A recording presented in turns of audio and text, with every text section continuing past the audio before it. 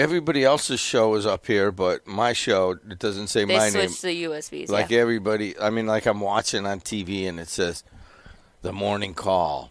Or Chuck has some sort of weird thing, libertarian thing he does, Yeah. And I'm not sure what it's supposed to mean. There was a big one when I came in. They had Region Republicans up. Was that the last show? It might have been, yeah. So Yesterday. you remember when you went to that Turning Point thing and they had some sort of scuffle or there was some sort of kerfuffle at Purdue Northwest that guy was here. Oh, yeah, was he? Yeah, the Turning Point. I met him, Nathan, or I forget his name. Well, I don't know. He was waiting out here. I'm like, "What are you doing here?" And he goes, "Oh, I'm the Turning Point guy for a Oh, okay." Mm-hmm. So you have a lot of podcasts that you have to put up because you had Little Cal. Yep. You had Town of Munster. They had Little Cal, Town of Munster, MLMs Today, Region Republicans, and I believe there was one more. But we also started a brand new podcast Yes, today. we did. And that one, I honestly forgot what we called it. Me and the producers, I was like, guys, what are we calling this? And they said, well, what did Jim say in the interview? I'm like, he didn't say anything. We have creative freedom. Well, I don't say anything on the names because with Matt Hansen around, he's want to change branding. So you don't want to like go to a podcast and an old one and then you're listening and it had a different name.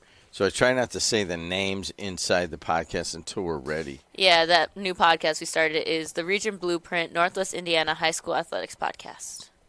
And we had our first interview. You interviewed Sean Kingsley, the Morton AD, and that is up and going right now. So after the show, if everybody wants to go check out that podcast, they can.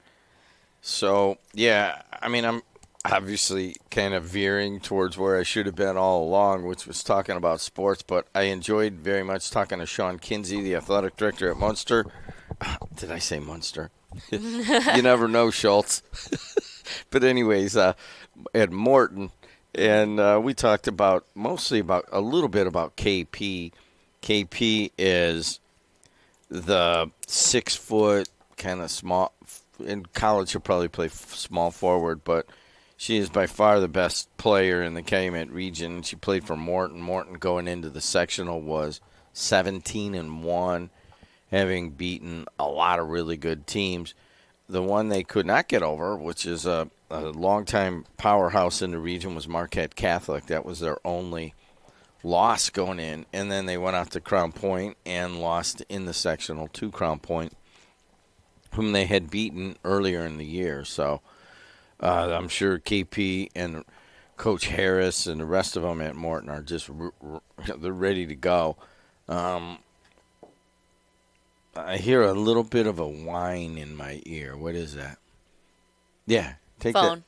That. Is that what that is? That's the phone. It's not going to work. I mean, I already got enough stupid noises in my head. All right, here we go. 294 around the city looks good. 80 going east and west looks good. To Bishop Ford, Dan Ryan, Skyway Toll Road, Borman, I-65. Hey, they're all moving along pretty well. Adriana Alvarez has been kind enough to come in, and I'll bet that there are people commenting on YouTube right now like Jed couldn't do it himself, or no, I couldn't. I couldn't figure out. And I was at Strachan Van Til, and this woman I never met before, Jed, yeah, okay, yeah, hey, you need to get somebody in there to get YouTube on in the morning. I'm like, what are you talking about? You go, a lot of us will get up and watch you in the morning or watch the morning show, and you don't know how to do it, and it screws up my morning. It's so interesting because it's the same individuals who despised YouTube at the beginning because we've had the app for so long. It's the same people who hated YouTube, hated how it worked, and then now are the same ones that are like, where's the YouTube? I want the YouTube. Well, part of it is they can comment. Some of them are funny, but almost all of them just make fun of me, which is understandable. But some of them, I mean, I'm like watching the show and I'm watching the comments, especially when Pullen's on. He brings out people that, I don't know what, that libertarian goofball stuff he does. People glom onto that. And there's a bunch of them making comments. Yeah, that's one of the features of the chat people really enjoy is the fact that they can comment. Now, if they stay within the parameters, they can keep the chat all they want. The moment that we see it become very sour and it's just at this point just hate and harassment, chat goes away. So there's a guy named Smirkanish, and I forget what channel he's on, but he's on at 8 o'clock in the morning on Saturdays. And anybody who comments on Twitter or on social media, he takes the best ones and he just runs them along the bottom. Now, These you can guys run on can the do. side, yes. I think we should. No, it has the option to do so. So when you are watching, when the person is watching on just themselves, they can have it full screen and the chats go up on the side. Or if they just have it just regular minimized, then it goes up on the end there. So they can do it on their own viewer aspect. All right. So through today's show, if you see any good comments, can you tell them to me? Okay. And then I say, hey, Jed, this guy says don't eat a bagel with cream cheese live on the air while you're doing traffic. Well, here, let me do weather so you can keep eating. All right. So currently right now at the Shack and Vance Hill Studios, it is 39 degrees. Today, we are seeing highs of 45 and lows of 39. A shower and thunderstorms, and tonight, low clouds. But currently right now, it is pretty foggy outside, and you're going to have a little bit of trouble with visibility, so just be careful on your way into work today. Hopefully it clears up once the sun comes up a little bit more. On Friday, we are seeing highs of 71 and lows of 57. A shower and thunderstorm, but then later in the day, breezy with a late night thunderstorm. Saturday, highs of 64, lows of 33, cloudy and breezy and warm and clear and colder night. And we keep up with those 60-degree temperatures until later on in the week when we drop back down a little bit into the 40s and 50s, but hopefully those 30-degree and 20-degree temperatures are gone for good. You weren't supposed to stop while I was. Hey, listen, I'm looking at the schedule here. Yes. No, it's sectionals week, right? What's that sound? The car outside? Is that what that is? It might be. That might be the person that's supposed to be All coming right, so hold on. Just make them wait for a second. That's why we need the ring camera. So we have boys basketball sectionals on Friday, and we're going to 3 different spots. Do we have enough equipment for that? I mean, not we, because it's not us anymore. Heartland Sports Network has moved to Griffith High School. Have they taken all the equipment with them? I think right now it's at Sam's house. Like, they so much don't want to be part of what we're doing. Yeah. And our lawyer tells us, just separate companies, have them go, don't interact with them, don't worry about it. But I still want to go to the sectionals and see the people. Yeah. So here's where we're going to be in 3 different spots. We're going to be at Hanover Central, we're going to be at West Side, and then we're going to be at Boone Grove. Now, I know Hanover Central's playing at Hanover. I don't know any of the other games at any other places. Now, on Tuesday night, we were at Chesterton. We're not going to be there this time around, I don't think. I don't know. So Chesterton is, I went out and watched the Portage Chesterton game, and that was really good, but I'll talk about that. So in the old days, Adriana, sectionals days was a special time with Dave Kuziak and I. We would do 6 games a week, usually from East Chicago or West Side, wherever they had it. And it was kind of hard to do the game on Tuesday, go drink with Kuziak, get up and do the show on Wednesday, get up on Wednesday, go home, take a nap after the show, get up and do 2 more games on Wednesday, take Thursday off, and then come back and do Friday and Saturday nights. And we would do that for years. But now these guys they have to cover all the sectionals, so we kind of split it up a little bit. But we're going to, what you want to do, come on, man, download the Jed TV app. At some point, it's going to switch over to the Heartland Sports Network app on your service. It has not done that yet, but it will soon. and hopefully it doesn't do it like during the game and cause a problem. But we got some amazing sectional games. Let's take a short break. Adriana's going to let the guest in, and then I'll be right back on the voice and face of the region. For over 100 years, Roofers Local 26 has been keeping Northwest Indiana dry and safe. Since 1919, our highly trained members have built a reputation for skills, safety, and reliability. With a 4-year apprenticeship and certifications in OSHA safety, first aid, and CPR, we deliver quality you can trust. When you need roofing done right, choose Roofers Local 26, protecting what matters most for over a century. For more information, visit www.roofers26.com. Force you to have to smell it and everything, and if we smell too terrible, let us know. Like, we will exit away. I'm just like, I appreciate that, because there are some people that they won't be as respectful. So you like said that. In Indiana? Mm-hmm. So they can smoke their marijuana in these places? I don't think it's marijuana. Cigarettes are more so what it Okay. is. But no, marijuana, you could... Tech Credit Union supports the essential role of union labor in building strong communities. That's why we offer hassle-free banking, financial empowerment, and a commitment to your success. Save for the future, handle life's challenges, and trust a partner that stands by hardworking union members. Tech Credit Union, the better option for you and your money. Visit techcu.org or call 800-276-8324. Tech Credit Union, supporting union families every step of the way. You can smell it on anybody walking in. It's everywhere, yeah. man. Right, I you mean, smell it literally. You smell it in restaurants. You smell it in I went stores. into church everywhere. the other day. No way. Yep. I walked by Get some. outta here. And not only that, it was 6:30 mass in the morning. Wow. And I'm like, hey, man, you know, I went to Berkeley and I know some wake.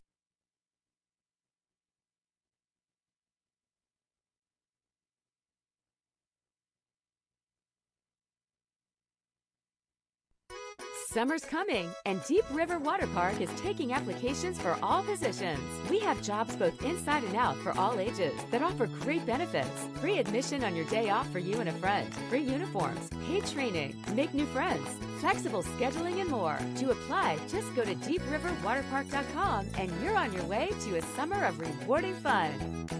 Deep River Water Park. It's simply splash-tastic. Introducing Powers Health, a health system with a new name and a strong legacy of caring for families in our community. One with a tradition of advanced specialized services and a vision for the future. One with a commitment to medical excellence and compassionate care. Everything we do, everything we believe, Powers Health. Hey, are we playing the NIPSCO spot? Is that in there? I think I might have moved it. No, it's in there. Yeah, It's okay. near the end. Okay, yeah. I had to So- look for a second. I was like, hold on. Yeah, don't miss that up. Hey, everybody, I'm Jim Dedelow hanging out, and it's a Thursday It's a morning, Thursday. right? I'm kind of losing track at times. It's all every day. When you own your own small business, now I basically run 2 businesses, which is probably not the way to do this. I'm going to have to choose at some point. But you kind of lose track of what day it is sometimes, because every day you're basically doing some work and things are always coming at you. There's a commercial out right now of this guy talking about, oh, do you own your own small business? And it's this guy with all these Post-it notes all around him, and do payroll, contact client, fix a machine, whatever it might be.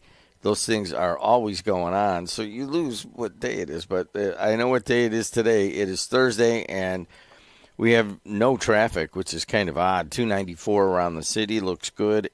80 going east and west looks good. Bishop Ford, Dan Ryan, Skyway Toll Road, Borman, I-65 are all good, except for, now that I look at it another time, the top of the Dan Ryan, like 43rd on in, is already bad. But the rest of it is lighter than normal, and that's just kind of weird. Adriana Alvarez is here for you goofs on YouTube, because I could do the radio show, which is all I ever really wanted to do here. And Adriana added podcasts and YouTube and all that stuff. and it wasn't working when I would come in. And if I was listening to a replay from Tuesday, Adriana, and I think that was the first time on the air I said I was pissed at you. Yeah. And I'm like, I just want to sit down. I mean, when we moved here, I said, here's what we're doing. We did all of this high tech, and we did all of these great things and we created a TV station, and all these kids are going to be on, student athletes are going to be on Friday night because of what we did. But I want to go back to radio. And here you go. You brought YouTube. Now people are pissed when it's not on, right? Yeah, they are very upset. They're very upset. And then, It's you know, very interesting. all the podcasting, you know, here I am sitting at my kitchen table yesterday talking to Sean Kinsey. Mm-hmm.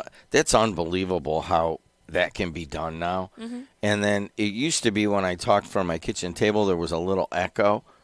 Riverside somehow takes out the echo. Yep.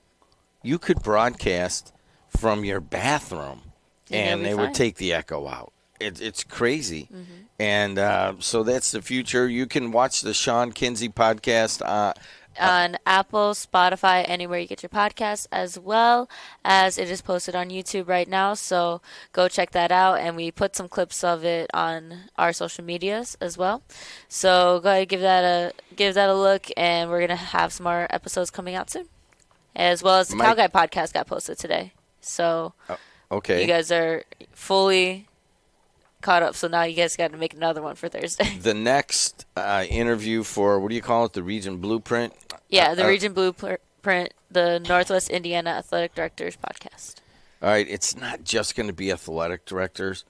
I think You I can just change the like name. athletics podcast. I think that's what you said. Oh, wait, yes, athletics, not athletic director. My bad. Yeah, it's going to start with athletic directors, but we're going to interview coaches and players and stuff. Are you guys going just in Northwest Indiana, or are you going outside Northwest Indiana as well? Like, because Northwest Indiana, I consider it to be like just like Lake County, and then I know we have some conferences that are in Porter County and all those. And Yeah, they're still Northwest Okay. Indiana. Yeah, just making but sure we you're right. We may take. take Chicago people from time to time. So, like, if Rafael Davis comes on from the Big Ten Network, he you know, I guess the podcast originates here, but We could put Midwest. Nah, I think Northwest Indiana is good enough. Okay. Wait, you know who you got to ask? You have to ask Matt Hansen. Yeah. Because he's all about branding and SEO. I did not know that. You know that Mastering Local Marketing is the second most popular small business marketing podcast in the world? Yep. How is that? And I'm just screwing around when he comes in, and next thing you know, and the reason is you and Hansen SEOing it and getting it in front of people. Do you know we're the #1 business podcast in the Dominica? Yeah, we finally made it into Switzerland. I thought that was really funny. Also, you wanted me to tell you the fun YouTube comments. Paul Goddard said, "I now have heard Adriana started YouTube and podcast 358 times with the side of all I wanted was radio." So Goddard, well, I got some choice words for him anytime. Hey, give us some weather, will you? I got some things I want to talk about. We can do that. So currently right now at the Shack and Vanso Studios, it is 40 degrees. You're going to see a bit of fog outside. Hopefully that clears up as the sun comes up. High 55 today, low of 39. Cloudy with a couple showers and a thunderstorm into early afternoon. Dense fog this morning, fog this afternoon. Friday, high of 71, low of 57. Shower and thunderstorms, breezy, and a late night thunderstorm. Saturday cools down just a little bit with a high of 64 degrees and a low of 33 degrees. Cloudy with breezy and warm weather. Clear and colder in the nighttime. And we keep up with those 60-degree temperatures until about the middle of next week, where we see the 40s and 50s. But hopefully the 30-degree and 20-degree temperatures are gone for good. Just a slight housekeeping. We do have phones today, correct? Yeah, we got callers. All right, we got callers and we got phones. I know they were having issues with it yesterday. They're having we're waiting for Comcast to install the 3 lines, and we're in line behind a bunch of people, evidently. So when they get those in, we'll have the old Telos system, which is pretty reliable. right now we're going over Chuck's internet VoIP system, and sometimes it doesn't always work. I do want to hit a couple of things. First of all, I had a text last night about Zell's closing in Crown Point. I think they were there for a couple of decades at least. There's only one Zell's left. I know. Is that right around the corner here, right? On Columbia? Yep, it's on Columbia right there. And it doesn't get a lot of traffic, I'm telling you. No, I think there's more than one. It says right here, Zell's Roast Beef closes in Crown Point. It's down to just one location left. Wow. Wow. I mean, just like any business and any food chain restaurant, prices have gone up too, so that could be it as well. But that's crazy. That's the only one left. Lou Holtz died. You probably don't know who that is. He was the football coach at Notre Dame. I don't know. He was pretty cool to watch. I liked him better as an announcer or a commentator for ESPN, maybe 2000 to 2012 or something like that. He died at the age of 89. So I think he was still doing TV and radio well into his 70s, if not into it, up to 80 years old.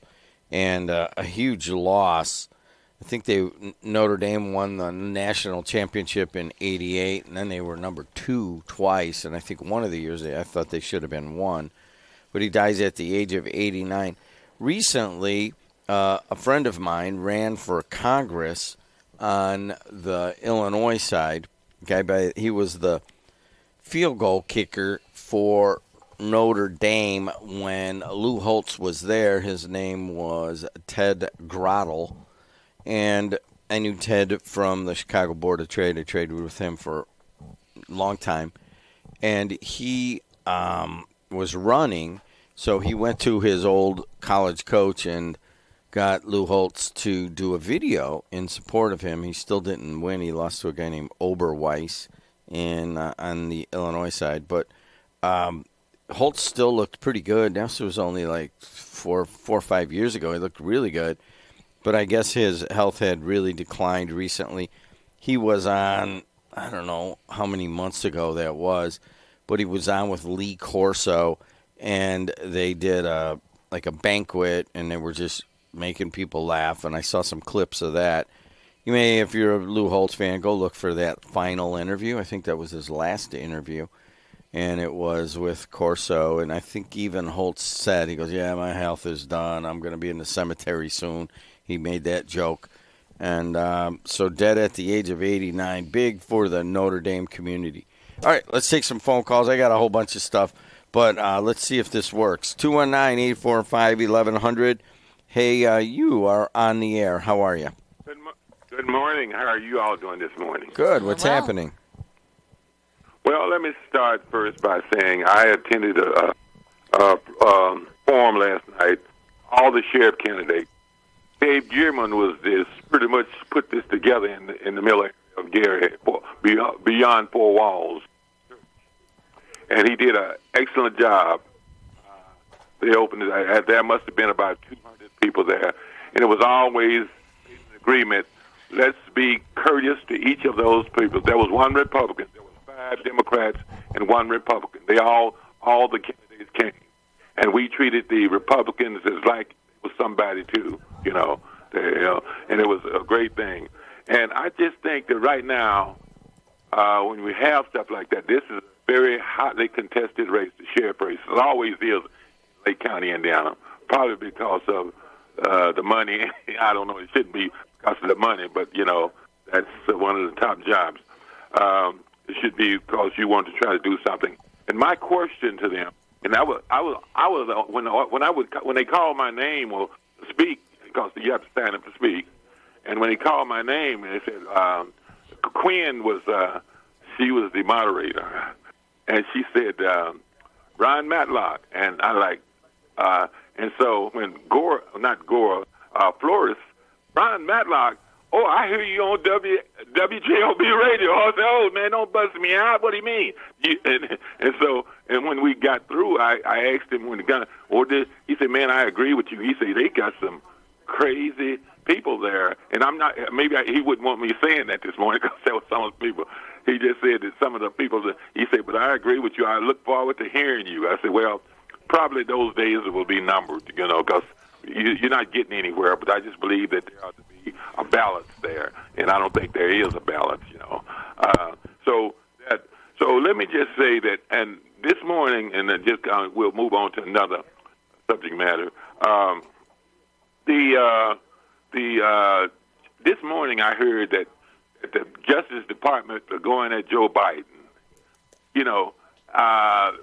Anybody who Donald Trump don't like, this man is a sick man. And if we have people, men of God and women of God out there this morning, they ought to call Donald J. Trump. We ought to call him out.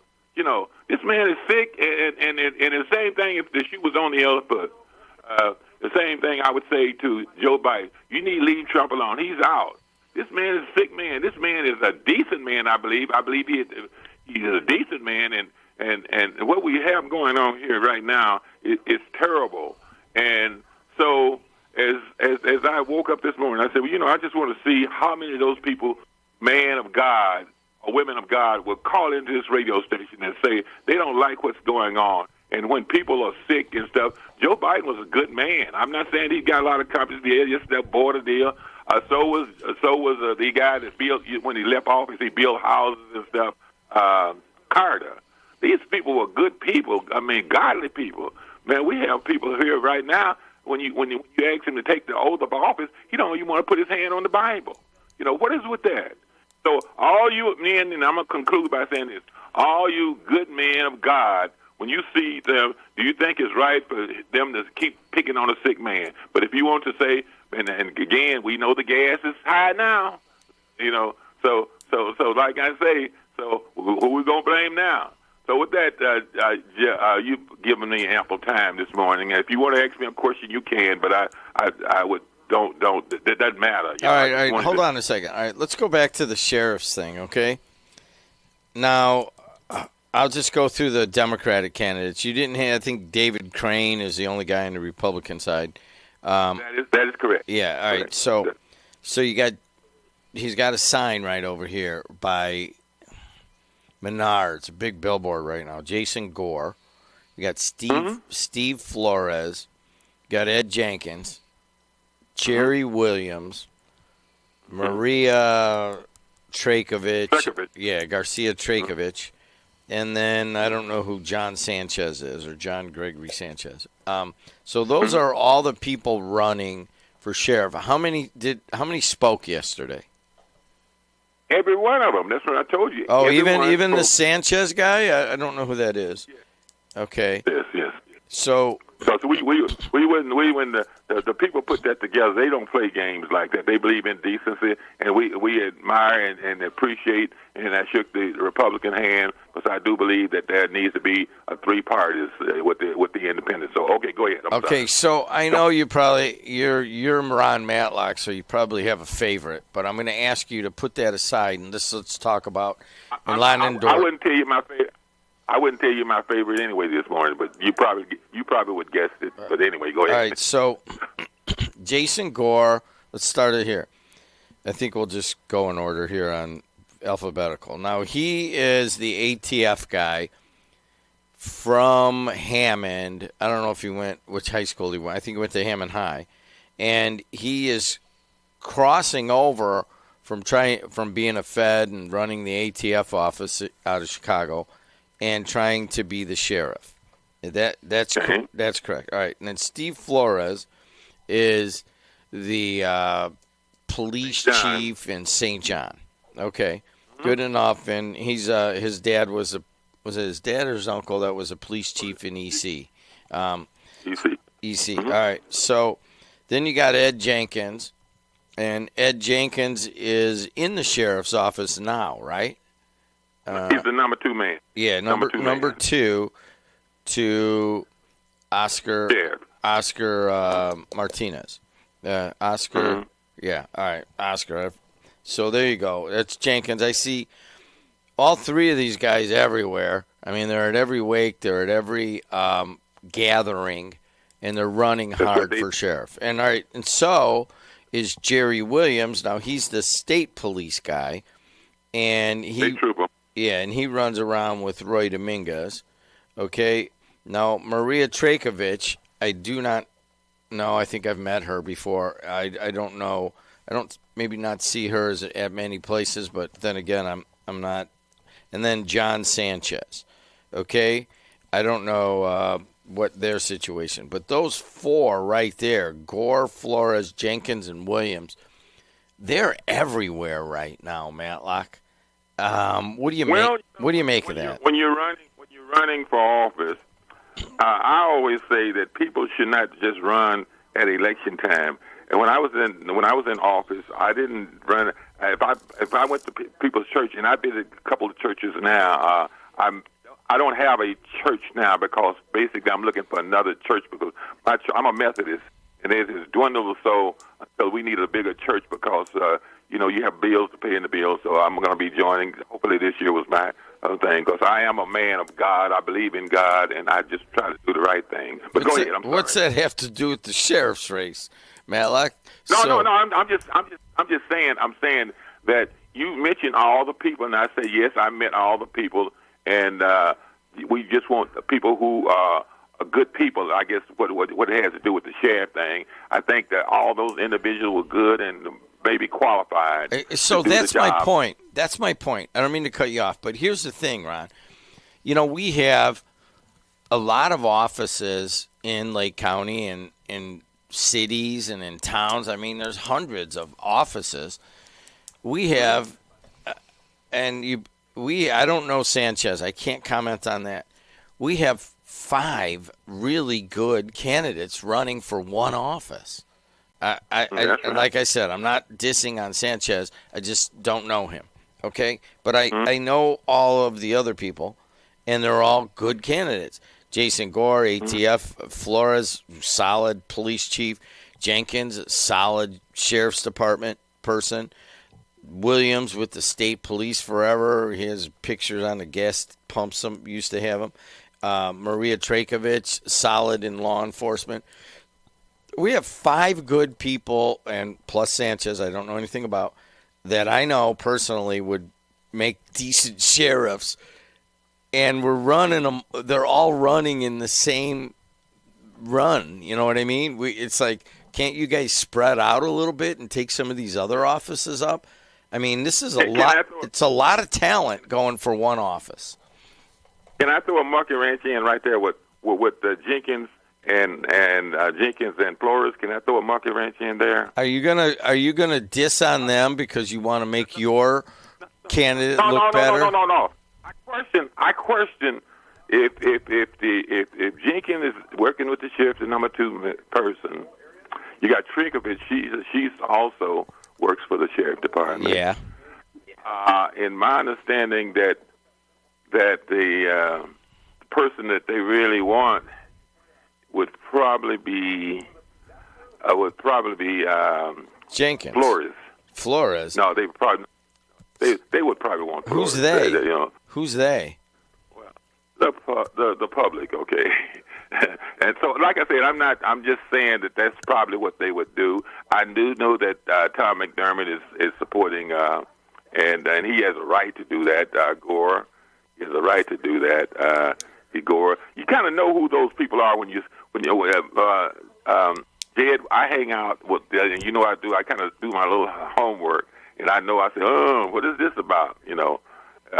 Is the sheriff, the current sheriff, who's Coventry, is he supporting the person that's in his office, or are you supporting somebody out of his office?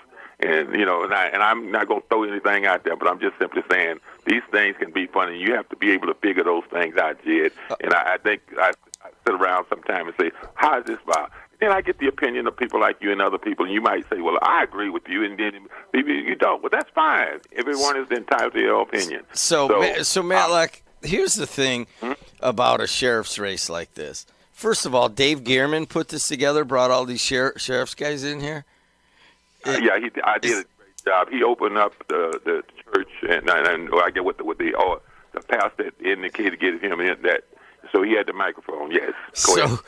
Dave Gearman is very respectable. He's, he calls here. He has a big spot at Haven House, but it just flabbergasted me because he's the same guy that Kate wanted to come on the air here and eat a grasshopper at one point with the preacher. I mean, the guy's he's got a rather colorful past, and then here he is being in such a respectable position. But I just have to laugh at that. So, look, I'm going to read. He's also a candidate for the Charlie Brown seat. Yes, he probably hated that I brought that up. But so listen, hold on. You got Gore, Flores, Jenkins, Williams, Trajkovic, and Sanchez. 6 people, and they all get together. I just want to know one thing. When they're waiting and when they're milling around, do they talk to each other or do they look at each other with scorn? Yeah. No, as a matter of fact, they talk to each other and they kind of agree with each other that we're gonna make sure that we on top of it and we'll take care of all it. They all agree with on. There's no disagreement. Oh, you don't hear this back and forth. Oh, you didn't do it. You was. No, they were very respectful of each other. Yes. All right, man. Hey, Matlock, that's almost like we didn't need to send a news reporter to that. We got a pretty good. Now, I know that Matlock, being the political animal that he is behind one of these candidates. And throughout all of this, you haven't revealed who you're supporting. I'm gonna tell you like Muhammad Ali told Joe Frazier. I could run, but I can't hide, okay? So they'll know where I am because I wear my stripes on my arm, okay? You'll know that. Okay? Thanks a lot, Ron, for reporting on that. We appreciate it. Adriana Alvarez is here with me today, so everything's working, and she has also been very vehement that we have to take a break. We're going to do that right now and be right back on the Voice and Face of the Region. Life's biggest challenges don't come with a warning. When legal issues arise, whether it's a car accident, personal injury, criminal charge, or representing you before municipal boards, you need a trusted advocate on your side. At Westland & Bennett, we listen first because your story matters. We provide strategic, personalized legal solutions to protect your rights, your freedom, and your future. Peace of mind starts with a conversation. Call 219-440-7550 today for a free consultation. Ennigenberg Roofing offers roof replacements, repairs, and new construction. CertainTeed Shingle Master certified, our goal is to treat every customer and project with respect, courtesy, and honesty. Serving Northwest Indiana for over 63 years, contact us for a free roof replacement estimate at 219-365-8879. Mention this ad and receive a free upgrade to CertainTeed Pro Shingles. Ennigenberg Roofing, 219-365-8879. Do you like to work with your hands, creating something from nothing? Then think about Laborers Local 41. You'll get 432 hours of apprenticeship training, all while earning a wage with benefits and incurring no student debt. You'll travel to different job sites, learn tons of skills, and in a lot of cases, be the first one on and last one off a job site. It all starts at laborers41.com.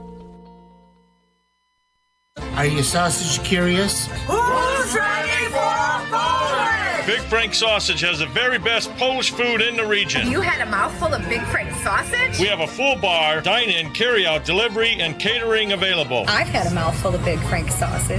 I've got a mouthful of Big Frank sausage. 219-378-9556. Smacznego i na zdrowie. Who's ready for Polish? Can you turn the phones down? I got a little whine in my head. How is everybody? My name's Jim Dedelow. It's a Thursday morning at 6:42 in the Calumet region, and let's take a look at traffic. 294, really not too bad all the way up to O'Hare. 80 going east and west, that looks good. Bishop Ford into the Dan Ryan, Bishop Ford is lighter. Dan Ryan's a little heavy as you approach Jane Byrne, and it's a little bit heavy on the southern end too, but I'll tell you what, I would say it's lighter than normal right now. Skyway, Toll Road, Borman, I-65, they're all moving along pretty well. And she is Adriana Alvarez with the weather. Currently, right now, at the Track and Vans Hill Studios, it is 40 degrees. Today, we are seeing highs of 45, lows of 39. I'm pretty sure I flipped around that 45 last time I did weather. But yeah, highs of 45 today. Cloudy with a couple of showers and a thunderstorm into the early afternoon. Dense fog this morning and then fog this afternoon. Low clouds tonight. And hopefully this fog clears up a little bit as the sun starts coming out.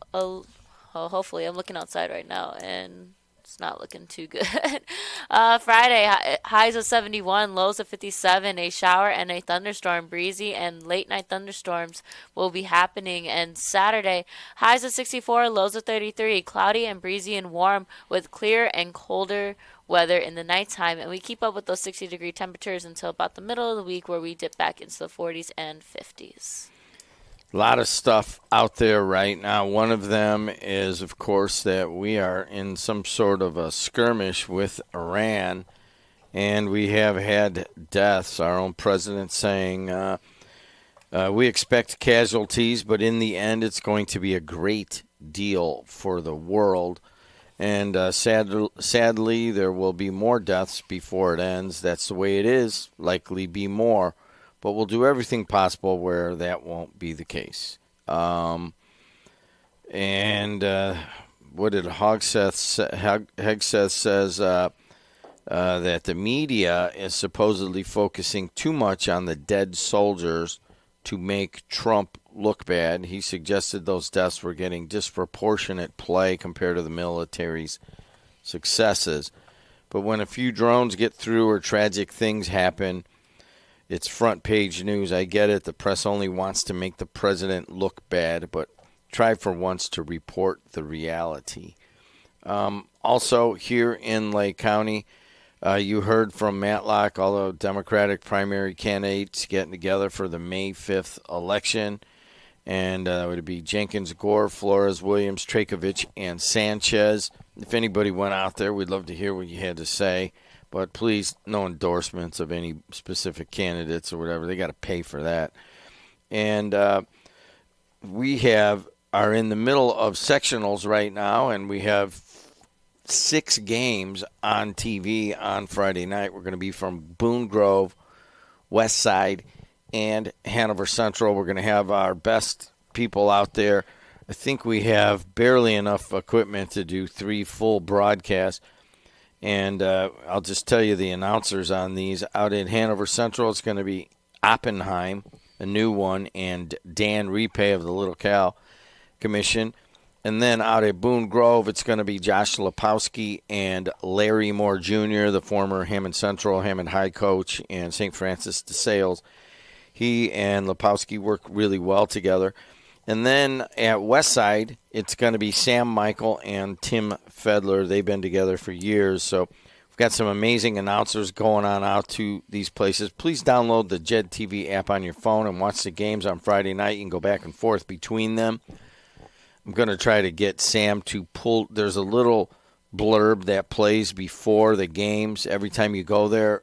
Adriana, you wouldn't know this because you probably don't watch the games. I get it.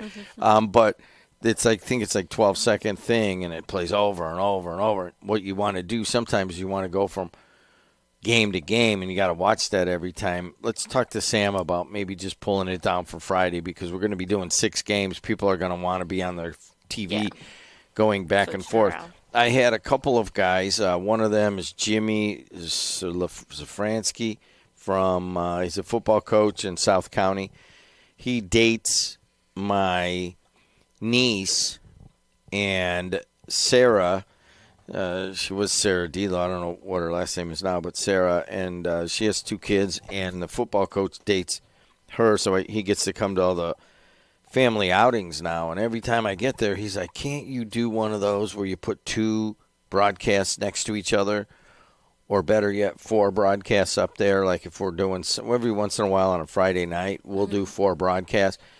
And what you can do on YouTube, or you can switch the audios of each one. You put them all up on the screen at the same time. I mean, we're doing a lot of things, but the investment in that, we are sending. I'm paying for 3 people to go to NAB. Please don't ask, okay? I'm easily pay for you to go to the podcast conference up here in Chicago and come back. Yeah. But Bob Starkey and Chuck Pullen and Ben Cowart are going to go to NAB. Mm-hmm. Pullen and Starkey have built all this, and you've seen how many dozens of hours they've put in. Oh, yeah. And I'm like, all right, I'll send you guys to NAB. One of the things that I want them to be able to do is put all the games up there. I need the software. It's like last time I looked, it was $20,000, and I'm like, I'm not doing that. But if it was 1 or 2, we could do that software. But anyways, you'll be able to go back and forth between the games on Friday night. All right. We did weather, we did traffic, Yep. And do we have phone calls? Yes, we do. We do have plenty of phone calls. I want to tell you guys, waiting for a Comcast to put our old type of Telos lines. I know Gino will be happy to hear that. Yeah, he's like, when are the lines coming? When are the lines coming? So Gino is, I think, kind of kicked out for basketball season. He goes up from. Does he have a show this week? I don't know. I don't know, and that's something that you and or Lynette and Lori have to manage with him so that he can be part of it. Can you put somebody on? And my phone just buzzed. I'm guessing that's the person. Yeah, all right, okay. Yeah. Can you put somebody on? Yes, 219-845-1100 if you want to call in. And we do have the phones working today, and you are on the air. How are you? Good morning, Jim. There's still a Zell's roast beef on 169th and Columbia in Hammond. Is that the only one left? No, there's that. I guess there's that. Well, when I was younger and I worked inside the refinery, helped work and contracted in there, there used to be a Zell's somewhere over in East Chicago. We always get one, but I always pass by to go home and go to work. There's that Zell's on 169th and Columbia. It's still there. It's still open. They have their employee of the month up there saying who's the employee of the month there and some advertisements, But every day I take students to go get tested so they get their CDL. And yesterday was I thought you were getting them tested for something else. But anyways, go ahead. I just walk back too. Yes. Yeah, I know. Okay. Well, anyhow, yesterday was another very interesting day because when I start to take the students out to go get tested, I got 38 minutes to prep them on their road test or their test. And I always start out and ask them how old they are, where they're from, and what kind of job they have now, and why did they choose a trucking. Yesterday was an interesting day because I start out the same thing, and then all of a sudden he says, I was a police officer. I said, what? Yeah. He says, I was a police officer for 3 years. I says, why did you choose to go from that to this? More money and safer. That's what he said to me. More money and it's a lot safer. I said, what do you mean safer? He says, the stress and the problems that I have to deal with the public and the police department. He was telling me how stressful his job is when he has to go to a call or things go on. He was telling me some pursuits and stuff. And he says, I want to live. He says, it's dangerous out there. And then about a year ago, a lady come into our school and she was going to take college and all these classes to become a nurse, RN or whatever it was. In 120 hours, we had her passed. She's a driver, and she already sent an email to my boss of how much money she's making. And I asked her why she does that. First thing they say is, in 120 hours, I can get a license, and I can make $90,000 a year and don't have to spend 3 to 4 years for schooling. But wait, hold on a second, Mike. You get to the point of what is happening right here at Purdue Northwest. One of our guys, I won't say his name unless he wants me to, he went and got a degree at Purdue Northwest. He's worked for me for 6, 7, 8 years, part-time. He's a really good producer. Very difficult to find enough money in this field right now. So he applied to a local trade union with a college degree and 6 years of broadcasting experience. And he's just like, dude, I think I want to be an electrician. And he's like, Jed, do you know anybody over there? Of course, I do whatever. And I was like, are you sure, Josh? I mean, what is it you want to do? He said his name. Oh, well, whatever. And so this is not abnormal where people are leaving other career paths to come to the trades, to come to work in BP, to come and work in the steel mills. And I think that is just starting. I think that's going to be more and more, especially since these union jobs, you make so much money and you get a pension. Yeah, it's just like you're saying, Jed, okay, certain people, I have nothing against people going to college or going to these schools to get a career in a certain field. But the thing is that you get that career in a certain field and there's no places or nobody hiring in them field. You're stuck in a limbo. All right, I've seen so many people that the reason they come into trucking is because, like, for example, a lot of years ago. Mike, I'm going to have to move it along. I got somebody coming in, and I want to take your topic, and I'm going to comment on it. But there's a slight hum on the line, so I'm going to hang up and comment on what you had to say. All right, man? Thank you. So, Adriana, it's really hard for people your age coming out of college right now. It's awful. Especially in these, a lot of them where you have to deal with technology and, honestly, like business, technology, and like communication fields of like PR, broadcasting, all of those different things. It is a lot difficult. I have a lot of friends that they can't find any internships. They cannot find any open level. I'm sorry. I'm forgetting the name of it. But basically, just beginner positions where you need little to no experience. They're not able to get that. And I remember I had some friends that even not in the communication field, in engineering, they couldn't find anything. And if they could find something, it was either out of the country and or a good 10 hours away from where they live. So you're right, and I feel bad. I mean, we had the Channel 7 reporter. She does that.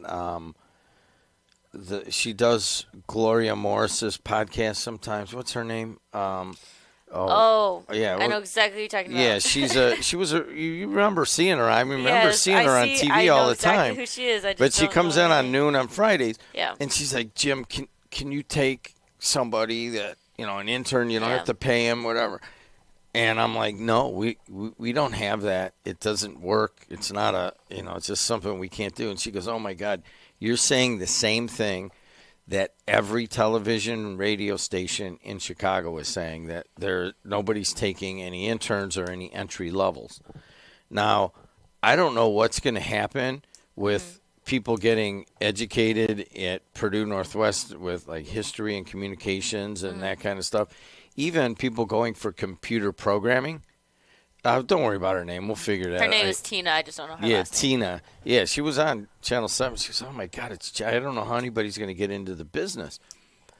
And then I'm talking to my son-in-law. He works in AI, makes AI agents. Mm-hmm. And he's like, I am, doing the best I can to make things more efficient, and I'm going to show you what he did last night. We were over there last night, and I mean, think about it. We're running WJOB on 3 students, and Lori helping out and Starkey helping out. It's the only way that this can really run as we rebuild it. And what you guys are bringing is more and more AI into. I mean, you put it in Riverside, and they cut that magic clip for you, and you put Sean Kinsey on social media last night, right? That was all done by, the algorithm. It's done less than 30 minutes getting the captions, descriptions. So here's some layoffs of on Friday. Jack Dorsey, he used to run Twitter. He started Twitter and sold it X, and they made it X. He laid off half his workforce from 8,000 to 4,000. Last night, Morgan Stanley, which is just a stalwart in the financial, has laid off 2,500 employees across all divisions. What is happening, and people don't want to admit this, is that everybody's been waiting for the AI job cliff to come. And it's happening, yeah. It's starting. Yeah. And I'm like, what do? Look at what's available for us. We can do the Kinsey podcast. By the way, go see Sean Kinsey. He did a pretty good job on the podcast. I don't think he's ever done that before. And all I did is I did it from my kitchen table. It went up into a service we've bought, an AI service. And then Adriana just had to give it a name and then pick one of the clips it made, and I put that one on Facebook. Our title, description, our graphic, everything was done yesterday within a span of an hour. Yep. And so I don't know. I feel bad because partly I feel that if Purdue really wanted to prepare you and others, you're already prepared by you know how to run a system. Mm-hmm. So does Lynette, and so does Semino, kind of, when he's paying attention. But he's a sports guy. I help him out because he calls me. He's a sports guy. Hey, how do I do this? I'm like, you got this. You do this. He's like, all right, thank you so much. But you guys are doing the work of probably 10 people 35 years ago. Mm-hmm. And it just keeps getting narrower and narrower. So remember, Lynette was a little worried about, using some of these tools. But I told her, I said, the world needs people that know how to run AI-based systems. That's just how it is. And you guys have taken it where I'm way past where I would go. Certainly Riverside is the main one right now, but we have other systems that are AI-based system. I won't even tell you what we developed last night because I don't want people to know right away. Keep it. Well, there's a competitive aspect to it. Yes. And so anyways, let's take some more phone calls. Well, we're going to take a break right now. It is top of the hour at 7 a.m. I thought I was in charge. Sorry about that, but we are going to take a break. Maybe short break. Yeah, we'll be right back. Maybe our guest is here. We'll see. But you are listening to the Jim Dedelow Show on WJOB, 1230 AM, 104.7 FM in Hammond, Indiana. And you are also watching live on YouTube. Don't go anywhere. We'll be right back. But first, we're going to hear some of our sponsors. And I believe it is Track and Ventils right now. It's the simplest expression. The smallest thing that changes everything. A smile. So easy. A smile lights it up, apologizes, and welcomes unconditionally. Because the shortest distance between two people is a smile. Thank you. Strag and Van Til, where making life easier starts with a smile. IBEW Local 697 electrical contractors bring the highest standard of electrical work to Lake County homes, schools, and businesses. From everyday fixes to once-in-a-lifetime builds, we don't just get the job done, we get it done right and up to the highest safety standards.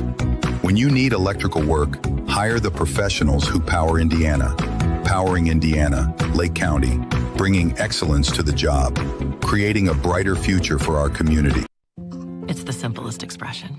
The smallest thing that changes everything. A smile. So easy. A smile lights it up, apologizes, and welcomes unconditionally. Because the shortest distance between two people is a smile. Thank you. Strag and Van Til, where making life easier starts with a smile. Ogren Insurance, Hammond's oldest family-owned independent insurance agency, now in its third generation providing clients in the Chicago area with products from quality insurance companies to handle your every need. Regardless of driving history, Ogren Insurance can find the right coverage for you at competitive prices. To learn more about the insurance solutions and services we offer throughout Indiana, Illinois, and Michigan, call 219-933-0076 or visit our website, ogreninsurance.com. We're located at 6929 Homan Avenue in Hammond, Indiana. Do business locally with someone you know and trust. Good morning, everyone. You are listening to the morning show on WJOB, 1230 AM, 104.7 FM in Hickman, Indiana. And you're also watching live here on the radio waves and on YouTube. So we're going to do quick traffic and weather. So let me see. So there's a window that's like out here. I have to keep looking this way. I keep thinking the camera's going to come this way. There's a window out here, and I'm looking to see. I'm like, okay, can I see the lamppost now because of the fog? Fog's coming down just a little bit, but it still may be some visible dense fog on the roads, so just be careful as you're driving into work. But currently right now at the Shack and Van Til Studios, it is 41 degrees today. We are seeing highs of 45, lows of 39, cloudy with a couple of showers and a thunderstorm into the early afternoon. Dense fog this morning and fog this afternoon, so I don't think it's going to go away anytime soon. And then tonight we're just going to have some low clouds. Friday, a shower and thunderstorm, breezy with a late night thunderstorm, highs of 71, lows of 57. And then we're seeing highs of 64 degrees, lows of 33 degrees on Saturday. Morning shower, breezy, clear, and colder weather. We're going to see the 60-degree temperatures continue up until the middle of the week on Wednesday, where we dip back into the 40s and 50s. So if anybody has seasonal allergies, they're about to kick your butt because with this weather change especially. And as Jim's coming back in, he's going to do traffic for us. But sorry about that. You're okay. I was just like, as he's coming in. By the way, we are, just so you guys know, we are at our old studios, I guess, in 75-year-old studios. We moved out of the little bitty one into the main newsroom, and it's a huge, brand new robotic studio, and I'm very proud of it, but it also, there's a lot of walking to go all the way down to the bathroom and then all the way to go pick up my coffee and so forth. So sorry about that little delay. 294 around the city looks pretty good. Really very light if you want to go to O'Hare today. 80 going east and west looks good. The Bishop Ford's pretty wide open. All the way up to the Dan Ryan, which is a little bit heavy from 95th on to 73rd. That's about it. Skyway Toll Road, Borman, I-65. I-65 has on the northbound an accident at the right shoulder at Ridge Road, and that is causing a pretty good delay. So from Ridge Road backing all the way up past the two union halls, which would be the carpenters, floor coverers, millwrights is one of them, and then the other one can't see as good, but it's still there. You can see their windmill is the electricians, and you're right there is where it's backed up, and you can look over to your right and see both of those fine buildings. Both of them major sponsors here at the Heartland Sports Network. And that's all I got. So that is a pretty good delay now, and it's getting worse. Northbound I-65 from Ridge Road going back, it's just one accident that's been pushed off to the right shoulder, but that's a pretty congested area, and so you know all about it. 219-845-1100. It's Sectionals Week. It is a war going on of some sort in Iran. You have data centers we could talk about. You could talk about the Bears. Any of those I can bring up, and you can comment on it. 219-845-1100. Let's take a phone call right now. And I want to say thank you for waiting. And you are on the air. How are you? Try it again, caller. Yeah. Hey, you're on the air. How are you? How you doing, Jimmy? I'm doing good. What's up, David? Sounds like you got your mouth full. Speaking of which, you ever get the chance to listen to that CD I gave you a couple months ago? Adriana? That's your department. Where'd I put the CD? I gave it to you. If you gave me a CD, I have no idea where it went. Hey, David, we will find it, and I will listen to it, okay? I promise. I remember seeing it recently. And I'm kidding. I never gave it to her. I'm just trying to blame her. Yeah, be careful about that, Jimmy. She might leave you in the lurch one of these days if you blame her for too much. You know what I'm saying? And try to find something more higher paying. Well, Why don't you give her ideas, Dave, okay? All right. So what's on your mind, man?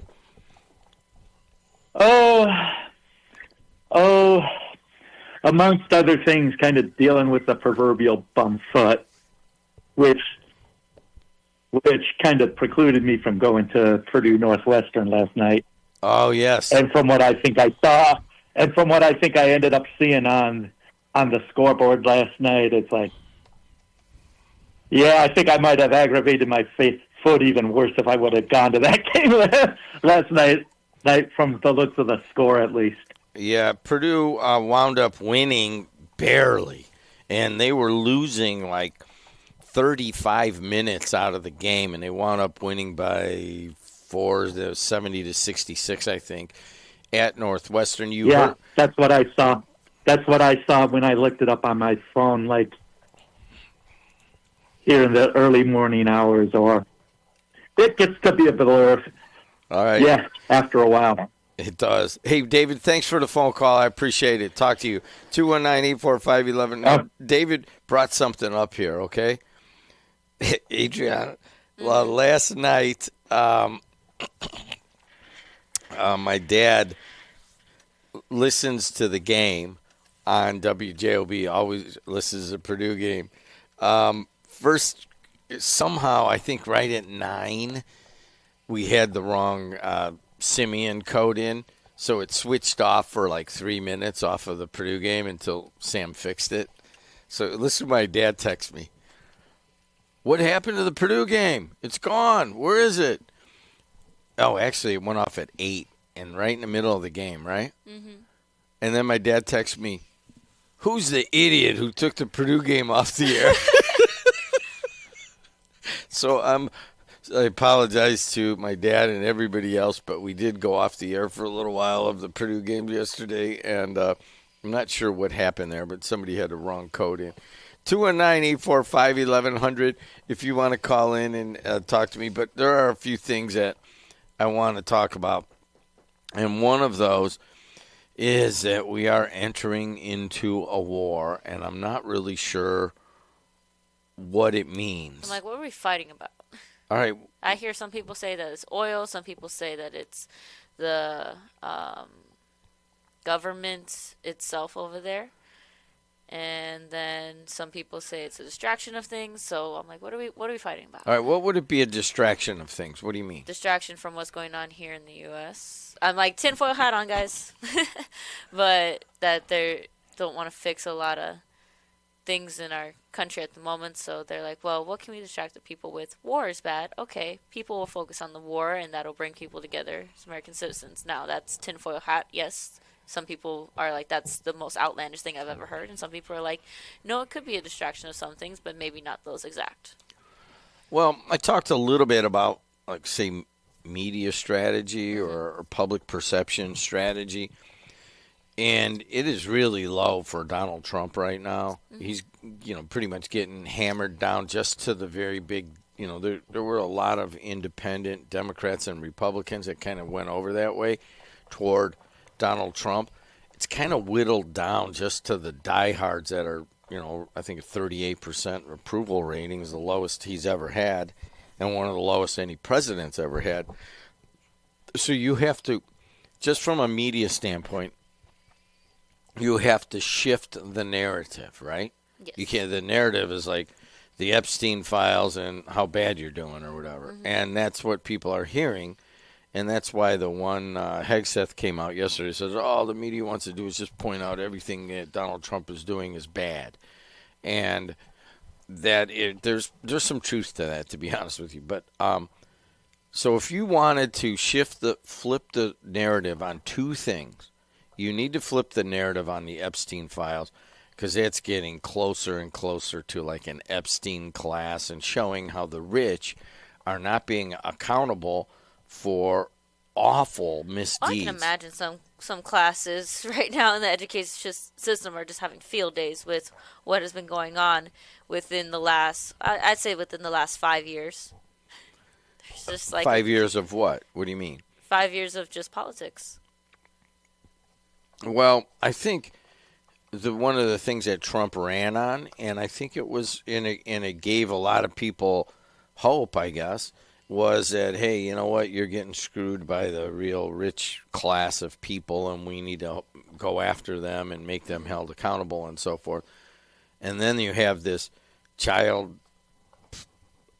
prostitution ring, sex trafficking pop up, and it is of the richest and most powerful people in the world taking advantage of young girls. I mean, I don't even know how you excuse that in any way. And it's Democrats and Republicans. Yeah, it's not just one side. Yeah, and it's just coming out more and more. How many lives and careers have already been ruined? And that's just this. We don't even know what's really in this stuff. You got to get the story off of that. If you're the president, you're somehow. I don't think very many people think that he actually participated in it, but he may have known about it, or there may be some link to him. And he's got to get the discussion off of that. And the second part is, Republicans are, as it stood, if they had the election a week ago, they would have gotten hammered in the midterms. And then the House would try to impeach President Trump and made him testify. And you don't really want that when you come into office and your family made $4 billion, according to the Wall Street Journal. They're going to start, to me, that's where he's most open, is like, man, how are you guys making all this money? Or is there a quid pro quo? And, I mean, once you start looking at all these deals, that's where the real soft spot is. I don't think Trump did anything with Epstein. He may have known some people who did. Maybe he's trying to protect some of those. But his personal involvement, I don't think most Americans don't think that. Yeah. But most Americans do think that he's used the presidency to make a ton of money because he's a businessman. And that's, you have to flip that script. Now, all of a sudden, you know you're going to bomb Iran eventually. Well, do it now. You know, I mean, they're making a nuclear bomb. So while we're waiting, can you go to CNN, and there's a clip. Mike Pence says history will record Trump, quote, made the right call. You're going to have to play the ads before it and so forth, and then we'll do that. But in the meantime, we're going to take a break. We're going to... No, we're not. We're going to take a couple phone calls. How's that? Okay. All right, let's take one phone call. You got to plug in a headset there. All right, we will. Just take this phone call, and he'll wait until I'm done with the phone call, and then we'll take a break. 219-845-1100. Hey, you're on the air. Hey, I've heard rumors that President Trump actually listens to this radio station time and time again. I heard that exact same rumor. Why do you think that is? I don't know, but I know you're in a hurry, but I just want to give a little message to the president in case he's listening. Mr. President, my mother-in-law is days away from acquiring a nuclear weapon. Her address is 1246 Union Street in Hobart, Indiana. She gets home from work roughly about 4:30 every night, Monday through Friday. So I just wanted to get that out there in case he's listening. Hey, what do you mean with that sarcasm? Explain. I'm not sure how to take it. I don't mean the Trump stuff. I don't care about listening or not. What do you mean? Maybe something might just fall out of the sky. So do you agree with Trump bombing Iran? Well, I think that that country was getting their conventional weapons so what's the word I want to use? They were building up conventional weapons at such a pace that I think if they were to acquire a nuclear weapon, it would have been almost impossible to go do what we're doing now. And I absolutely believe that that country cannot have a nuclear weapon. And I think... go ahead. So you agree, let's go bomb them? Yeah, I think it had to be done, and I think but basically, when those mullahs took that country over in the late 70s, they basically turned the Iranian people into slaves, is what they did. You talk about young girls with Epstein files and this and that. You know what they do to young girls over there? They sell them, and they let 60-year-old men marry them. So, from a humanitarian standpoint. Yeah, I think that whole religion is nothing but based on evil, the way that they practice it over there. And I think they should get eradicated, personally. All right, so two questions. All right, so if we disagree with the morality in a country, does that give us the right to bomb them? The problem is their morality is spreading across the world, and that's their whole intentions from the days of the beginning, the days of the Bible, the Crusades. They want to take over the world, and that's what they're trying to do. So I understand the merits of the case and the arguments, and you've verbalized that very well, but you have not addressed who we bomb and who we don't bomb, and that's a solid question. Who do we bomb? And who do we not bomb? Do we go change the regime in Venezuela? We don't like what's going on there. Let's go over here to Iran. We don't like what's going on there. Certainly there's issues in other areas, Pakistan, certainly China. There's a different, I mean, where do we stop with that? And the second question would be, in Iran, do we put soldiers that are come on here on Fridays and they get called up on a National Guard? Should they be flying over there to face live warfare? I guess that you could question that about every war. I imagine, couldn't you? I mean, you could, and that is taking the specific to the general, but I'm not doing that. I'm asking specifically, should we take a long look at everybody's framework at every country, and if we don't like what they're doing, should we bomb them? Or is the criteria, if they could possibly get a nuclear bomb, should we bomb them?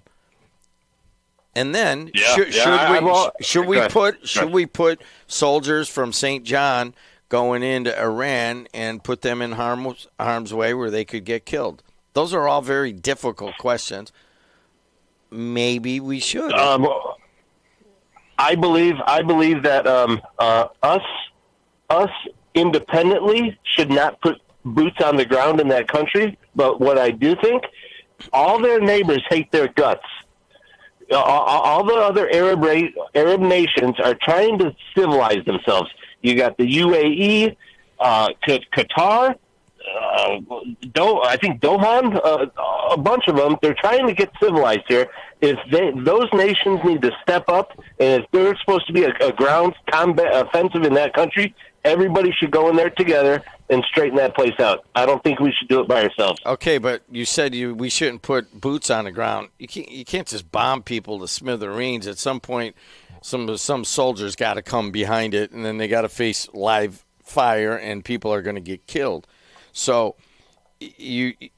fine, people come together and you bomb, but at some point there has to be some sort of people that are fighting this war. You can't do it AI. You can't do it 30,000-foot bomb droppers, and even them, they're under. They can be shot down, but you have to. If you're going to make, in my mind, if you're going to make the commitment, you got to say, hey, Americans are going to die. We're going to send them over there, and then you got to really ask the question, why are they dying? I mean, can you imagine I just told you, we should not go in there boots on the ground by ourselves. It needs to be about 8 nations, including all their neighbors. Everybody needs to go in there and straighten it out. Okay, and so they need to handle, after that, they need to handle their problem. All right, so we want to ask other nations to send us their young men and women and put them in front of live fire where they could get killed. So we want to recruit others. It's their neighbors, it's not our neighbor, it's their neighbors. So they're the ones, if they get a nuke, they're going to be the ones that are vulnerable. They'll never get a nuke to us. They're going to be the ones that are going to be worried here, you know. All right, hey, man, thanks for the mental gymnastics. I appreciate it. We'll take a short break. We'll be right back on the Voice and Face of the Region. When your home needs help, the last thing you need is a faceless corporation or sales-driven franchise. At Myers Companies, we've been proudly local since 1951, born and raised right here in Northwest Indiana. We're family-owned and operated, built on trust, hard work, and integrity. And because we're family, we treat you like family. Your comfort and safety always come first. For HVAC, plumbing, and electrical done right, choose Myers Companies. Local, family-owned, here for your family. For a fast and friendly car wash, go to Easy Clean Car Wash. Open 7 days a week in 4 convenient locations: Highland, Griffith, Cherville, and Lansing. Free vacuuming, air freshener, and a towel with every wash. It's fast, safe, and gentle. For more information and hours of all our locations, visit myeasyclean.com. Also, see how you can wash your car daily with our $10 Ultimate Wash for only $19.99 per month. Give your car the best clean at Easy Clean Car Wash. From the gas in your car to the heat in your home and the roads that you drive on, our work powers daily life. We are USW Local 71, the proud men and women of the Whiting Refinery. We're not just refinery workers. We're your friends and neighbors, raising our families here, shopping in the same stores, and cheering in the same stands. USW Local 71, powering the region because we are the region. It's gold rush time at Albert's. Oh, looky here! Oh, those are gonna fetch a pretty penny. But who's gonna buy them from us? I'll buy that gold from you. What did you say? I said I'll buy that gold from you, and I'll give you top dollar. That sounds great. It's gold rush time. We will see you at Albert's. AM 1230. Can you pull that phone thing down? Yes. Yeah, there you go. AM 1230, WJOB 104.7 FM. Also streaming live on YouTube and streaming live on the TuneIn app. And don't forget, it is Sectionals week. We'll be at 3 places, 6 games on Friday night, and then 3 games on Saturday night. It'll be Ben Cowart producing out at Hanover Central with Andy Oppenheim and Dan Repe on the call. And then from Boone Grove, it's going to be Josh Slapowski and Larry Moore Jr., the former basketball coach around here. And then from Westside, it's going to be Sam Michael and Tim Fedler. Please note that none of those include Brian Jennings. Just so I know, Jennings is like, how come I don't have a game? I'm like, hey, you're never available. But we evidently got aced out. We'll also be there Saturday night. I don't know exactly which one I'm going to go to, but I will be out and about. Probably just try to go to Hanover and Boone Grove on Friday night and go to one and then hit the other. They're not that far away from each other. West Side, that's kind of a haul to go from Hanover. And in terms of the traffic, 294 around the city has a problem, a big-time problem, right around Alsop that has developed. You have an accident on the right shoulder, and that is right, I would say it's past 57 and before 55, maybe right before Oak Lawn, maybe by the Alsop water tower, and that's backing things up for a couple of miles.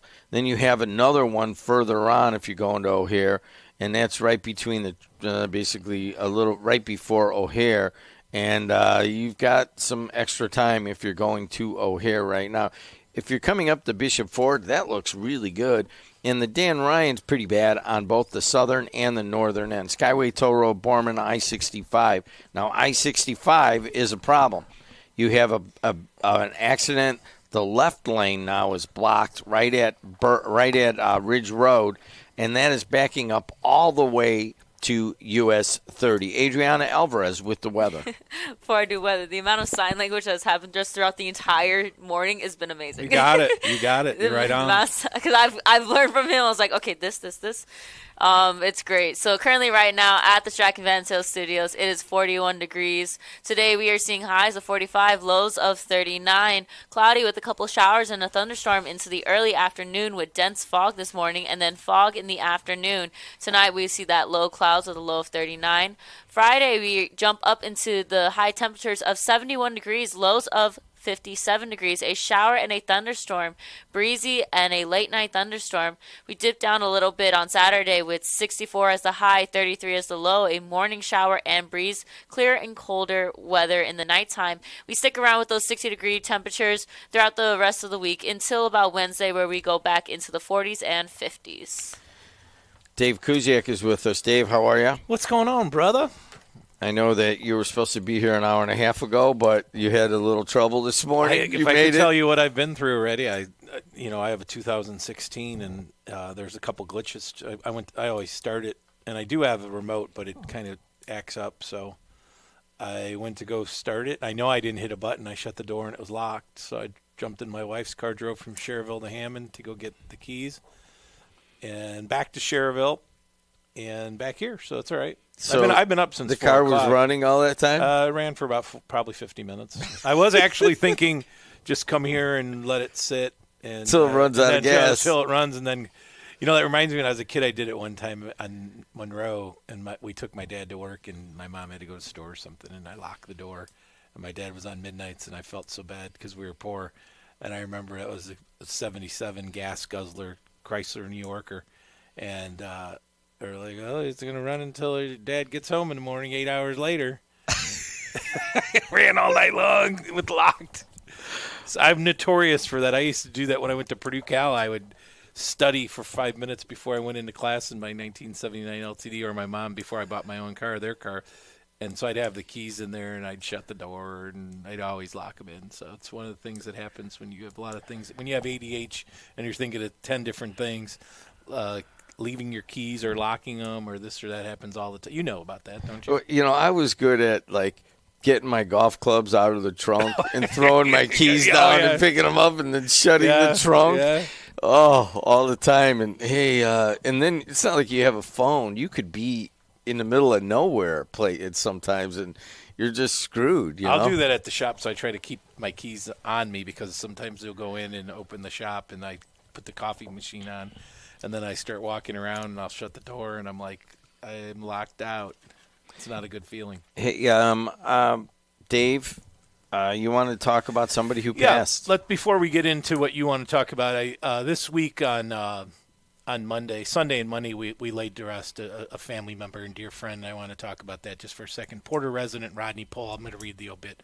Porter resident Rodney Pohl Sr. passes away at 65. Rodney Pohl Sr., 65, of Porter, Indiana, passed away on Sunday, February 22nd. He was born on February 12, 1961, in East Chicago, Indiana, to Salvador Pappy and Rosa Santiago Pohl.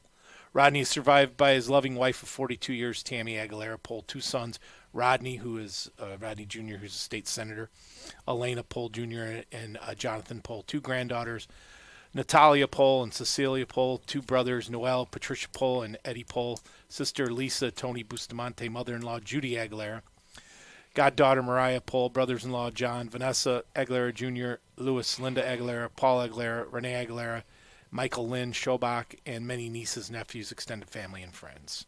Rodney was also survived by his mother, Rosa Pohl, who tragically, and this is very difficult to say, tragically passed 2 days after him. So they will be laying to rest his mother after laying to rest Rodney this weekend. They'll be laying her to rest this coming weekend. He was preceded in death by his father, Salvador Pohl, and father-in-law, John Hawk Aguilera. Rodney was born with a brilliant and ingenuitive mind and defined hard work and self-sufficiency. He was proud to be from a Puerto Rican steel worker family that came to Northwest Indiana with not much more than each other. From a young age, Rodney had a passion for both learning and teaching. He became a mechanic and rebuilt his first car in orange 1970 Chevelle at age 15.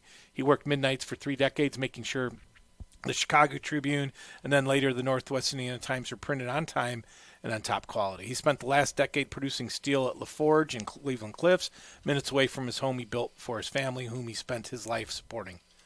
He loved the dunes, but really he loved the water. He found his peace with a fishing rod and any river, lake, or ocean that would bless him with bite. Rodney loved soul and classic rock music and a good party, that's for sure. If it wasn't a good party, he'd help you get it started. He was warm and had a welcoming smile, believed in people, and would help anyone who just needed a chance. He treated everyone with respect, and you couldn't help but give it right back. Although he worked midnights for over 3 decades, he rarely missed any of his son's games, cross-country meets, or concerts. He was a devoted, supportive father who worked tirelessly to give his boys the best opportunities he could. He knew how to fix everything, and if he didn't, he loved learning how. Nothing was broken to Rodney, just a project waiting to happen. He loved sharing his gift, teaching anyone who wanted to learn, and he wasn't going to give you the flashlight. You'd be the one using the tools. So it goes on, and that's just a little smattering of Rodney Pohl, age 65. line was out the door on Sunday, and we had a celebration of life on Monday, and just wanted to put that. Rodney was a good egg, and his son, if he has a legacy, which he does, it's his children, and he was brought up the right way. So, Rodney, here's to you, brother. You did it the right way. All right, thanks a lot, Dave, for talking about that. I know that it's very difficult right now. The state senator, Rodney Pohl Jr., he's been very active, and that's probably where people are a little bit confused on the names. But this was actually his dad. Yeah. So Rodney, 65, East Chicago, and Indiana Harbor Yacht Club guy. Loved to fish. Had a boat out there. He was great with his hands. Like he said, he rebuilt his first engine at age 15. So the best part of Rodney is he hated politics until his son ran. And, the Aguileras have been in politics his whole life, so it was always nice to talk to him at all those events because he really could care less back then. And then Rodney Jr. ran, and there wasn't a bigger supporter than when his son ran and he was out there. And, Rodney had to, that district is not necessarily a Democratic Senate district, so he had gone up against some people and knocked it out of the park and doing a great job and passed the torch to his next generation, which is what we're supposed to do, correct? I think that's Indiana Senate District 4. I was there. It was Karen. What was it? Karen Italian, the one that Burns Harbor, Chesterton, Porter, Portage. She wanted legal weed. She wanted legal weed. Yeah, she in that regard she could have been a libertarian because isn't that what they do? I don't know. Illinois is a Democratic state. And they have legal weed. I mean, Michigan has legal weed. What is that? Is that a blue state now? Or is it a purple state? It is a purple state. Hey, Dave Kuziak who's stepped in. We wanted to talk about Rodney Pohl, anything senior that if anybody wants to call in and talk about him, you can, 219-845-1100. Adriana, how are you related to Dave Kuziak? He's my cousin-in-law. So she's a Lemos. Yep. I've said this all the time, and that's why when what's his name, you need to bite back at MX when he comes down on you. MX wouldn't have his job if it wasn't for your uncle. Okay, your uncle's the one that taught him how to be a welder. There you go. All right. So which one? I'm like out of all of them. Uncle Fred ran Uncle Fred ran the shop. Yeah. So I'm like out of all of the Papa. Yeah, Papa the four of the ones that were here, I'm like, which one are you talking about? I tell the story all the time. I'm like a big shot when I became in my own mind, a big shot 17 years ago. I just looked because I've been a member for 17 years at the yacht club. And I'm like, let me take Fred over there, my father-in-law, Papa. Let's go have a beer. I'm going to introduce him to all these people. So we walk in, and he sits down next to me, and across is the guy that's running the whole place at the time, Joe Sadler. And I go, and his wife was the lead bartender there, Anna. Everyone knows him. And I'm about ready. Let me introduce him. And Joe Sadler looks over and goes, is that Freddie Lopez or Freddie Lemos? And he goes, I wouldn't have been a welder without him. And then Fred looks at me and goes, I ran the shops. He goes, who built this place, right? All the bosses at Inland. Where all the stuff came from? All this material that came from Inland Steel. He said this place wouldn't have been built unless I looked the other way to let all this stuff come. That's I guess the limitations are over. But that building, and you've been at the yacht club before. We had parties there. That was where all the bosses from Inland used to hang out. And when they rebuilt it, that was all material from Inland. And Fred was in charge of the shops, so he knew a lot more than I did about that place. So it's one of those things. So how are you related to Freddie? That is my uncle. He was my grandfather's brother. So your grandfather is the youngest brother. Yes. Fred is the second oldest. Mm-hmm. All five of them went to the service. All five of them worked in the mill. All five of them were veterans. Mm-hmm. And I had an opportunity to speak at several of their funerals. Your grandfather passed away during COVID, so they weren't able to celebrate that. But it's very similar. Same thing here, like with Rodney. When you give a eulogy to these people, they went to the service, they came back, they worked in the mill for 40 years. They were Little League coaches, they were fathers, they were part of the community, and they led by example. Very rarely did they brag about it; they just did it. And that's what we need more of. We need more of them and less influencers. Mm-hmm. Okay? And when you have more of those people, the United States was a better place. less influencers. Influencers are a bunch of people who basically have really accomplished nothing, but have a bunch of people listen to them. Those people accomplished real deeds that made this world go every day. And I say that with the utmost respect to the Limoses, to Rodney Pohl, and all those others that did the right thing. What do you got against influencers? I don't have anything against them. I was listening to who's the one guy that's like real big? He just interviewed President Obama, Cohen or something. Oh, yeah, I think so. So I learned a new term. You'd love this. I'm becoming one of the year 2026. So he's getting interviewed by someone from the other side, and they ask him, and he's, I guess, a real rich guy. He's got millions of listeners or whatever you want to call them, and he's like, I don't go out of the house but 5 minutes a day. You don't leave your house other than 5 minutes a day, and you're influencing people? So my wife said there's a term that you have to use for that. It's called touch some grass. In other words, live a little bit. You know what I'm saying? You're going to influence who about what? You don't leave your house. What do you know about life? Very little. But when they get a lot of clicks and this is the problem. These people, we gave them the microphone. The crazies always existed, Jimmy. We just gave them the microphone. Or they created their own. We didn't give them the microphone. They created their own, which is smart. I don't think they do much, but make money. What do you mean the crazies have always existed? Crazies have always existed. You think that it's just you think like people that born? You think that it's like all the people now that are the helicopter moms. Look, when I first met your brothers. I first met your brothers 1974. I was 6. Butch was 8.5. Jeff was 8.5. Brian was 7. And we walked to Eads. No parents. No one worried about that. We were playing catch football. No one stole any kids at Eads schoolyard. There was no parents hanging around. And then there'd be another 5 kids there, and you'd play all day long. No one stole any kids. There's no more people stealing kids. There's just 700 channels telling you that it exists. So helicopters, Mom, can I do a play date?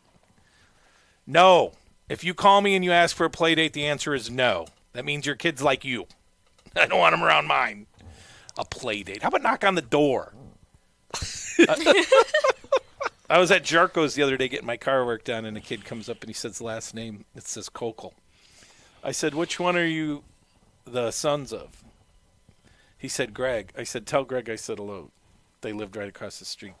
Or backyard to backyard. They lived on Jackson. Teddy and Scotty were my age. Greg was a little bit younger. This was Greg's son. I know who the Kokels were. We played every day. Yeah. Mrs. Kokel, who was a great lady, so was Mr. Kokel, Adam. I don't call him Adam, Mr. Kokel. Can you imagine Mrs. Kokel calling my mom and saying, is Dave available for a play date today? What is wrong with this world? I mean, they'd come. I'd knock on his door, he'd knock on my door, and he'd be like, hey, man, let's go. We got a wiffle ball game going. Okay, I'll be out in a minute. So wait a second. You're against influencers and you're against play dates? Yes. No, I'm against setting up play dates. I'm all about kids playing with each other. Parents don't need to call. That's why they don't know how to talk to each other. There's going to be – I was listening on the way in as I was driving back and forth to Hammond from Cherville. I graduated in 91 from Purdue Cal in a very similar situation as what's going on right now. There were no jobs. Not only were there no jobs, and this is what's going to happen real soon here, we had people that had been in the workforce for 3 to 5 years that got laid off. So we're competing against – you're looking for your first real job, and there's people that had worked their first real job 3 to 5 years. So they have experience, and they bought a car or an apartment, so they're willing to work for less to get a job. It's tough go. I remember that feeling. If you could get anything – you were doing anything and everything you can, if you remember that, Jimmy, in 91. And so it's tough. It's tough. You have to be able to talk and interact with other people to get a job. And if this last generation, and it's not just all their fault, COVID had a lot to do with it, they don't know how to interact with each other. Who's going to go do a sales presentation if you call someone out in 5 years or 10 years? when they have to go sit at someone's table and talk about their roof or this or that.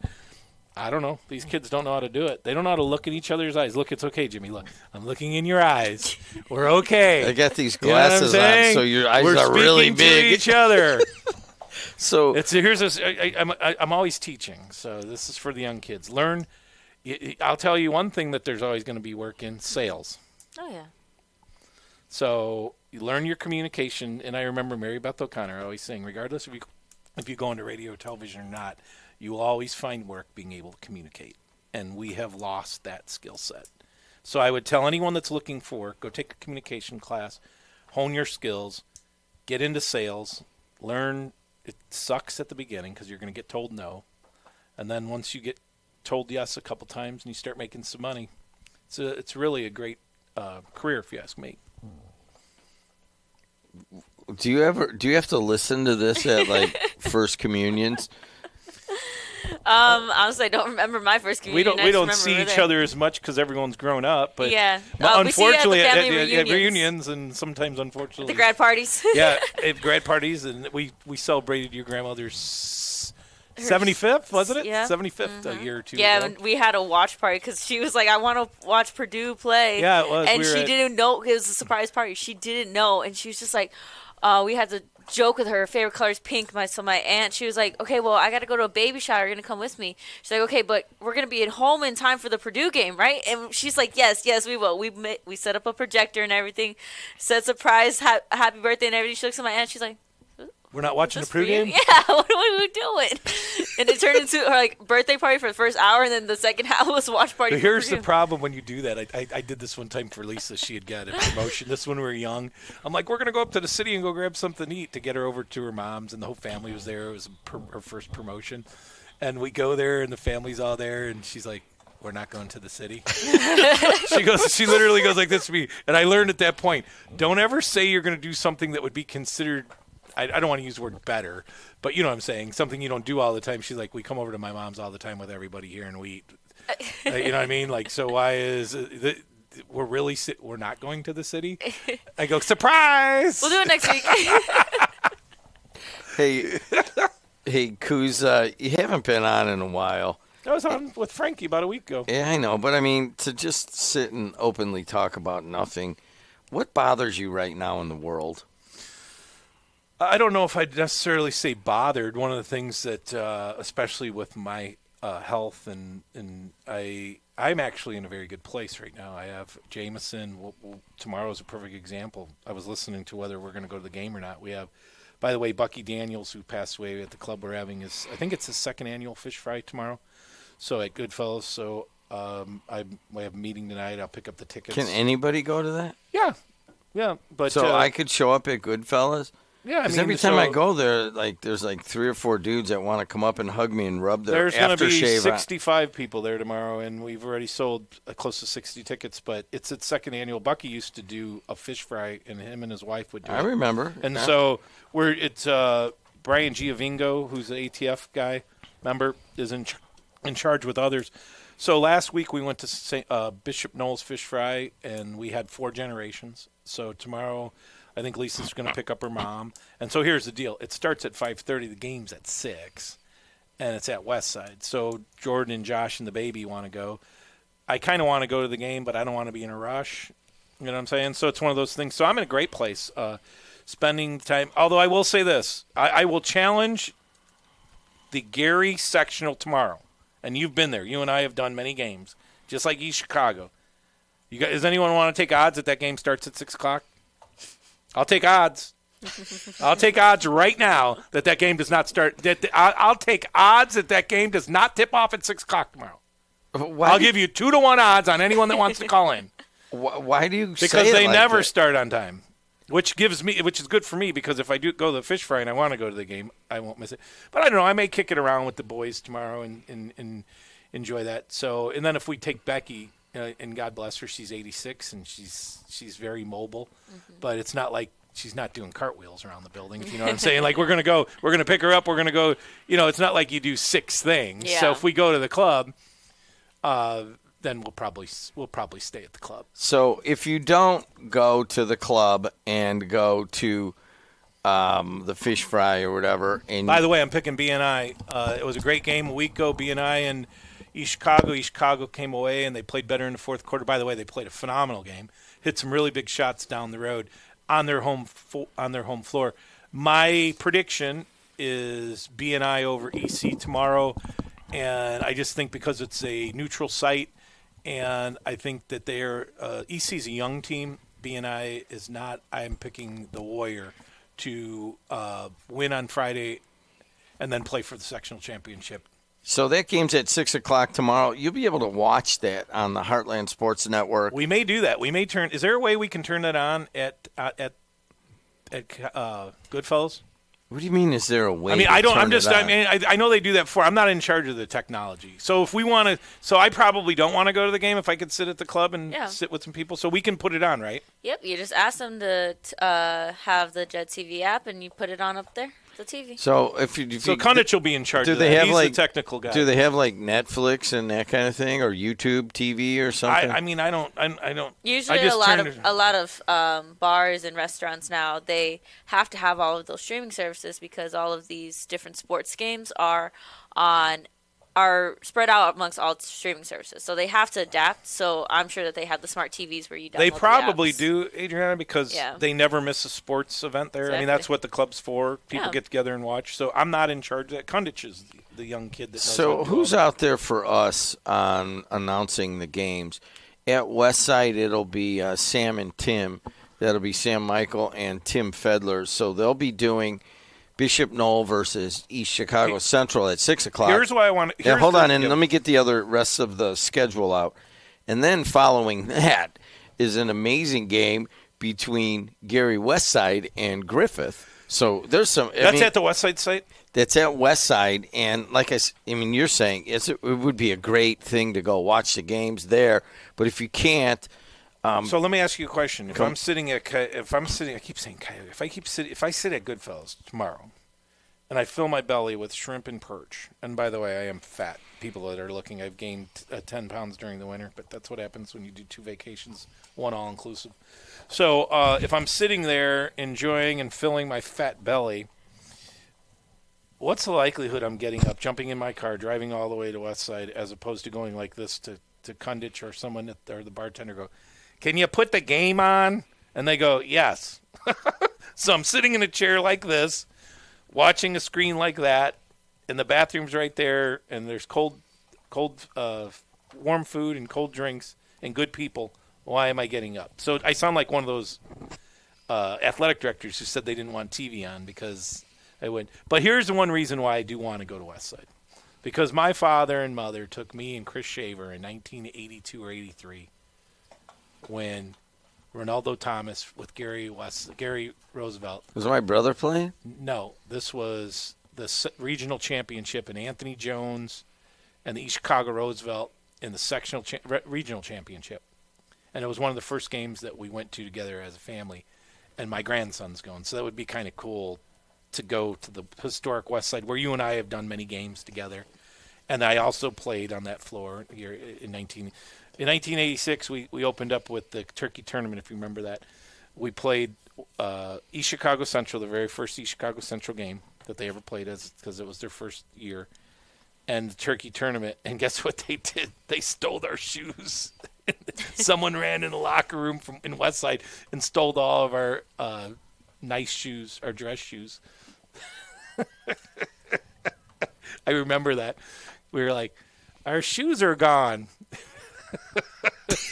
Welcome to Gary Westside. Hey, do you have enough of a segment here, or what? I don't know what's going on, but It's true. It's all authentic. You could look it up. I was gonna say, I like when you guys do segments like these where it's just conversation. It's great. This is what happens when you go out with me, and so it could be. So if I ever come back with the podcast, you ever watch that Joe Tobacco or whatever his name is, the guy from New York? Jimmy's from Staten Island. I have not watched Joe Tobacco. If you look him up, he's from Staten Island. Oh, he's like, an influencer. An old one. So he has his own show on Sunday. He was just on CNN the other day, by the way. They have that Abby. I watch Abby Phillip at night because they have a lot of different people, so I kind of enjoy that show. But he he sits like this, and there's a bottle of wine, and everybody has a glass of wine, and they just do this. And that's what we first did. So I don't want to break any news, but that's what we did for a long time here, right in that corner. We called it Region Roundtable. And then we wouldn't have any drinks here, but we'd go to Old Glory afterwards. Remember that in the afternoon? You know, yes. I mean, I went to Old Glory. Have you ever been there? All right, Old Glory was the WJOB bar when I worked here. Coldest beer in town. And then it had the bar, and then that old dude that looked like a sailor, Ed. And then he would walk up. His house was right there. I know. I did. I you know who? Doug Paris ended up buying that building after Ed died, and Ed's son ran the bar for a while, and then he got out of the business. So Doug Paris, I don't know if he still owns it, but he owned it. And remember, he used to have hard-boiled eggs. He had illegal bottles behind. Ed was like old school Hammond dude, and that place you can go in there and you get whatever you wanted. You can go get lost for an afternoon over there. You know, I the last time I spent 2-3 hours in there, I went in there, and there was a woman that I was a regular. This was maybe 10 years ago, and I go in there. It's right by the station here, and I get a drink and just sit there.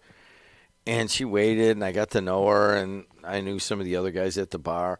And then I left, and that night she got murdered. Oh. It was awful. I just didn't go Any anymore. other happy stories this morning, Jim? It was awful. I mean, I'm sure somebody remembers that. Well, here's a story, and the lady got killed. Yeah. Everything else. Anything else you want to talk about? Have a good Thursday. We were having cold drinks, and then she got murdered. It was awful. Walk my dog. I saw it in the paper. You want to talk about when my dog died? Next, Jimmy. All right. Want to talk about when our parents died? So the weather. You're going to be like Anderson Cooper. It's all about grief. I mean, this guy's the richest man in the world just about. He's a Vanderbilt. What are you upset about? You ever see that? Watch CNN. It's about grief. Okay, get over it. I mean, after a certain point. Do you realize I'm doing a podcast that Adriana is the producer for that is mostly about grief and trauma and healing from it? And you know who's doing the podcast? Anderson Pooper Anderson. I'm interviewing the guy. I'm interviewing him today at 2:30. Okay, good. We could get another podcast out. Cow guy. Okay, I'm sure he's had some loss in his life. Oh my God! Have you listened to? You've had loss in your life. I've had loss in my life. The guy was about to make me cry. I barely even know him. I'm like, dang. I'm not for those people that are going to cancel me again. I'm not minimizing grief. Okay, I've had quite a bit of grief. What do you got against grief? I don't have anything against grief. I lost my dad at age 50. I lost my mom at age 67. We've lost people in our life. I mean, I think that life is full of grief, but it's also full of a lot of other things. So one of the ways that you get over your grief is to get back on the horse and get back out there, and you still have people to live for. And I mean, it's terrible. I mean, you lost your mother. I remember she was 44. I mean, but you got through. You guys got through, and that's why, like, we just buried Rodney. I mean, talk about grief. He just died, and 2 days later, his mother died. I mean, so they buried, like, Rodney Jr.'s buried his dad Sunday and Monday of this week, and then he's burying his grandmother Saturday and Sunday of this week. It's basically the cow guy's story. Yeah. So, but you know what? When I read that obituary, did you see that he has 2 children and there's others, and it's called the circle of life. It's going to happen. We're all going to die. Now I'm getting not negative, but we're at the final third of our life, right? And here's a crazy thing. You talked about Papa, your uncle. Mm-hmm. I came into the family, and Lisa and I had Jordan when Fred was 55. Jordan and Josh had Jameson when I was 55. So it's just the next. I was young. Now I'm the grandpa. Now I'm the papa. So, you see the kid. I went to West Side with my mom and dad and watched Ronaldo Thomas against Anthony Jones, Ron Heflin against John Todd, and now I could go today or tomorrow if I want to, and take Jameson to go watch Schooler against Moroe, right? Rui. So we think that what we went through is only it's really not. Guess what's going to happen next year? They're going to have another sectional. I mean, it's its 100th. We went to the 100th anniversary. What is it, 110 now, the IHSA? So I'm just saying that it's not like we're the first people to ever go through this. We won't be the last. Dave and I went down and did the state finals in the morning, and then we went over to the bar and did. Remember with Daryl? Daryl from Maryville. Remember Wayne was hungover? Oh. Mick was supposed to do one of the games, and they went out the night before. First game, 9 o'clock in the morning Central Time. We leave at 4, and he sleeps the whole way. And I'm like, God, well. We went to that bar right by Central Station. Wasn't it right underneath? Yeah, it was a little dive bar right by the stadium. I think they had to move it out when they rebuilt Lucas Oil. So I was telling this story the other day. So it's the 100th anniversary, and Bowman was 1A. So Bowman won 1A. Mm-hmm. Wheeler with Yogi Farrell won 2A. And the 3A game was Westside, who was coached by Ronaldo Thomas, who I just brought up earlier. And they had 2 or 3 really good guys. Brandon Dawson, who ended up going to Michigan State. And they played Washington, who had Cody Zeller, who was kind of a lengthy white kid. And boy, did I eat my words. I said, that kid looks like he's going to get eaten up. Afterwards, after they won in double or triple overtime, he had 29 points, 28 rebounds. I saw him in between the hallway when I went to the press conference. I said, kid, you had a game. But I remember Wisnora's on the call. Remember, he's talking to us. We're sitting next to the floor, and Wisnora is actually literally having an open conversation with us. And remember, he kept saying, I got to keep it. I'm trying to keep it level. I'm trying to keep it level. Those other officials never saw kids like Lou Wallace that could jump out of the gym like that. And they did a screw job like they always do downstate. But it was a really good game. Washington had a good team. Hey, we got to end it there. Purdue Northwest is up next. Thanks for Kuz coming in. Just be on the lookout for the new iteration of Dave Kuziak. I don't want to break anything right now. But and my alma mater and your alma mater. See how this and so see how this is just another the what do you call it? The cycle of life. Yeah. I got called here from Professor Lee Goldman, who was very close they with are them. Waiting. No, I know, but Come I'm on. saying so it's the next generation. Come on over here and intern for free. That's what we're not back in the day. Not now. We're not taking any. I know. We're not taking any. So Colby and Lee Goldman, Lee Goodman, Professor Lee Goodman. Mm-hmm. Were that was real Colby's close. friend. Yeah, he was real close. Lee, yeah. So he was the right professor. Hey, Dave, they need you over there. I go, how much? He goes, he starts laughing. What do you mean? You don't get paid when you go over there. Hey, you're going to get some experience. There you go. She is Adriana Alvarez. She runs the morning show here and all the podcasts. If you want your own podcast, we're kind of getting backed up and kind of backing up, but it should open up a little bit in the spring. If your municipality, your law enforcement agency, your candidacy, whatever, please get a hold of Adriana at WJOB1230.com. Can I give you one last prediction? I heard you talk about the sheriff's race. I won't talk about who's going to win. I'll talk about the percentage of vote. 17% of Northwest Indiana will vote this coming May. We will have the Purdue Northwest people up next.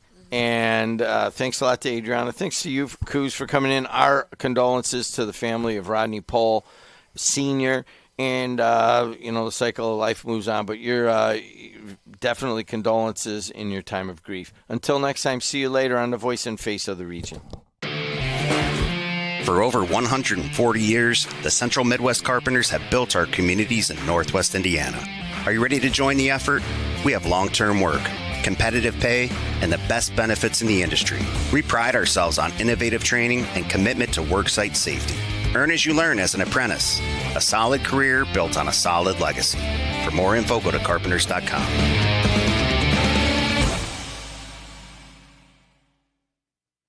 Are you searching for a college where you belong? Calumet College of St. Joseph wants to know you and give you the support you need to succeed. Are you worried about how you'll pay for your degree? 95% of our students receive financial aid, including scholarships and grants. Need some extra help with your classes? You'll benefit from our small class sizes, free tutoring, internship planning, faculty mentors, and so much more.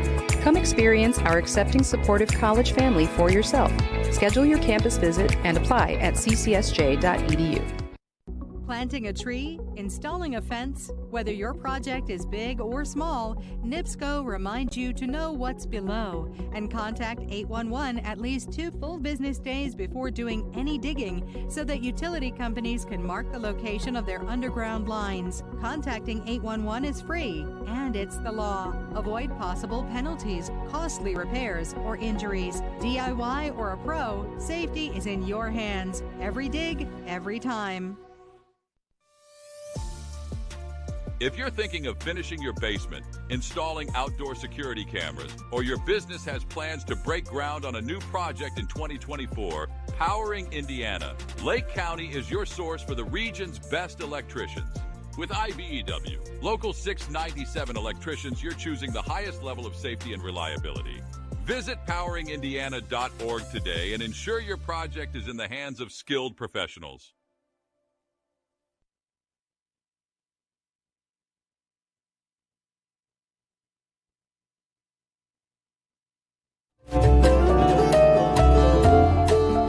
Made up my mind to make a new start.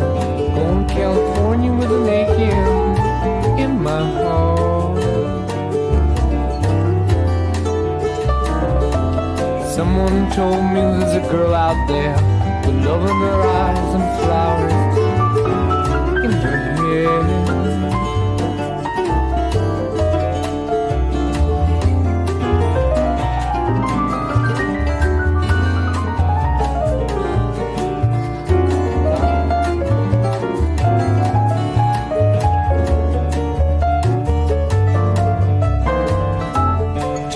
Chances on a big jet plane.